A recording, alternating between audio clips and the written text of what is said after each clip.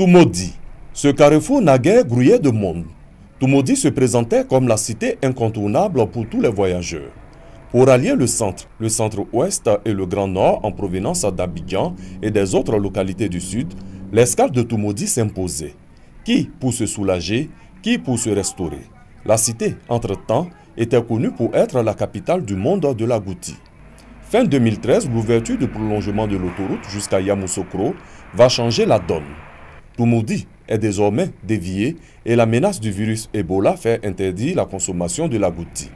Dans la ville, la nouvelle situation est vécue diversement par les commerçants et les transporteurs. Depuis qu'ils ont ouvert là, ça ne marche pas comme avant. On souhaite aller sous l'autoroute. On veut qu'on nous installe là-bas. Avant, les gens prenaient car, les taxis ne venaient pas. Maintenant que les cars ne passent plus ici, là, comme il y a assez de villages sur la route, fait que les taxis se sont devenus beaucoup. Bon, ça revient au même. Pour Simon Kina, maire de la commune de Toumoudi, rien ne peut freiner le développement de sa ville qui compte aujourd'hui plus de 52 000 habitants. Toumoudi deviendra ce que les cadres, les ressortissants et les résidents de Toumoudi veulent que Toumoudi devienne. Il nous appartient à nous de trouver des solutions au handicap que pose l'autoroute dans certains domaines. Parce que l'autoroute aussi est un gros avantage pour nous. Le jour où l'interdiction d'Ebola de l'agouti sera levée, les femmes vont avoir beaucoup de clients. Parce que même aujourd'hui, vous avez des véhicules privés, beaucoup de véhicules privés qui tournent à l'échangeur, qui s'arrêtent au maquis village, qui mangent et puis qui repartent. En soirée, un bref passage à la rue Princesse de Toumoudi permet de constater une bonne ambiance dans la ville. Comme quoi, en attendant la levée de l'interdiction de consommer l'agouti, la sympathique commune de Toumoudi s'habitue à sa nouvelle situation. Tous sont unanimes pour reconnaître que le transport organisé du personnel de son lieu d'habitation à son lieu de travail participe de sa performance parce que ponctuel à son service, l'agent exécute sa tâche sans le moindre stress et sans trop de tracas. Notre objectif justement, c'est de permettre aux employeurs de pouvoir avoir leur personnel aux heures normales, de permettre aux employés de pouvoir regagner leur lieu d'habitation après un dur labeur de la journée. Quand on dirige une société, on veut gagner en temps et en recette. Donc, faire transporter ces agents, on a le gain du temps, puisque tous les agents vont arriver en même temps et partiront en même temps. Dans ces conditions-là, le travail sera fait correctement. L'intérêt derrière, c'est de pouvoir mettre à disposition des agents de la banque un moyen de transport, des prestations qui permettent entre autres de pouvoir combler ces besoins-là, de sorte à ce que tout le monde puisse finalement venir au travail. Pour le travailleur, ce mode de transport est plus que salutaire, d'autant plus qu'il en tire un grand profit. Se déplacer d'un quartier jusqu'au service comme l'aéroport, ce n'est pas une mince affaire. Donc le fait que la direction générale ait pensé à cette situation concernant le personnel, je crois que c'est une bonne chose. L'assurance de vite arriver au travail et puis aussi permet de mieux épargner. Cependant, quelques difficultés liées à l'état des véhicules entravent souvent la fluidité du système. Vous savez, dans toute entreprise, il y a toujours des difficultés. Pourtant, tout est mis en œuvre pour les éviter ou trouver des solutions de rechange. Dès qu'il y a une difficulté sur un véhicule, le service de permanence est informé. Nous envoyons un quart de notre flotte qui vient prendre le personnel en rade. S'il est vrai que le transport organisé du personnel est avantageux pour l'entreprise et le personnel, son coût freine l'adhésion de certaines entreprises. Quand on leur propose notre prime, qui sont des primes forfaitaires, bon, c'est vrai qu'après, ils ont un petit peu peur parce que quand ils voient que la prime est à des centaines de mille, ils se disent « Ah non, c'est peut-être trop cher ».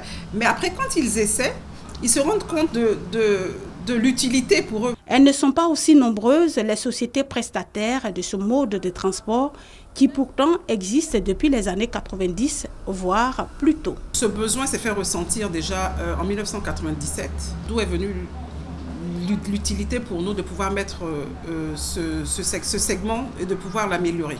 Pour l'instant, une dizaine d'entreprises privées exerçant dans tous les domaines d'activité adhèrent au transport organisé du personnel. Le secteur public n'y a pas encore véritablement souscrit. Elles sont venues de Jacquesville, Grand Laou et de Dabou pour prendre part à leur fête, la Journée internationale de la femme. Une célébration avec en ligne de mire leur autonomisation. Célébration qui fait aussi office de bilan sur l'état d'avancement de la situation de la femme. À ce titre, les femmes du Grand Pont saluent le gouvernement pour la création des IFEF, institutions de formation et d'éducation féminine. Ces institutions, par la diversité des curricula de formation et de la qualité des enseignements, offrent aux femmes les rudiments essentiels lui permettant de saisir toutes les opportunités qui s'offrent à elles pour acquérir leur indépendance vis-à-vis de l'homme et contribuer au bien-être de leur famille. 8 mars est certes dédié à la femme, mais le combat pour son épanouissement doit être inclusif, une affaire de tous, a rappelé le parrain Joseph Gabriel Yassé. Nous structurons des projets à l'heure actuelle qui sont tous articulés sur la femme. On ne peut pas faire le développement tant qu'il n'y a pas d'acceptation des populations des dons que la région leur fait. Alors c'est pour moi vraiment une occasion de leur dire que l'année prochaine on fera encore plus pour elles que ce que nous avons déjà fait cette année. Autonomisation de la femme, défis et opportunités pour l'épanouissement de la famille, c'était le thème retenu par les femmes des Grands Ponts. Elles ont promis œuvrer pour l'amélioration des conditions de leurs sœurs.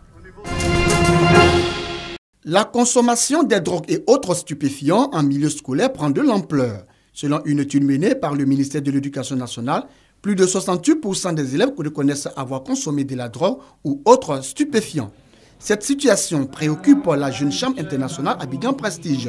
Elle initie alors un projet de sensibilisation sur les dangers liés à la consommation de la drogue et autres stupéfiants en milieu scolaire. La drogue est effectivement une menace pour nos élèves, en ce sens qu'elle contient des substances qui empêchent le développement mental de nos élèves, qui les détournent de leur objectif principal qui est d'apprendre, qui est d'étudier et de se préparer à un avenir.